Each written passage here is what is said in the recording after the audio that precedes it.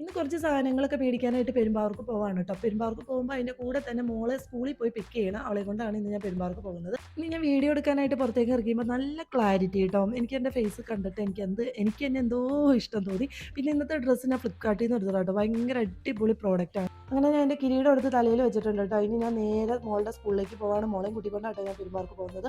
അപ്പോൾ വേറെ ഒന്നുമല്ല, മോള് കൊക്കോ മാച്ചിൽ ചേർന്നിട്ടുണ്ട്. അപ്പോൾ കൊക്കോയ്ക്ക് ഫൈനൽ നടക്കുകയാണ്. അപ്പോൾ അതിന് വേണ്ടിയിട്ടുള്ള സാധന സാമഗ്രികളൊക്കെ കുറച്ച് മേടിക്കാനുണ്ട്. അതിന് വേണ്ടിയിട്ട് പോകുന്നതാണ്. സ്കൂൾ ടൈം കഴിഞ്ഞിട്ട് ഒരു 1 അവറോളം ഇവിടെ ട്രെയിനിങ്ങും കാര്യങ്ങളൊക്കെ കൊടുക്കുന്നുണ്ട് കേട്ടോ. അതിനായിട്ട് സ്പെഷ്യൽ ട്രെയിനറൊക്കെ ഉണ്ട് ഇവിടെ.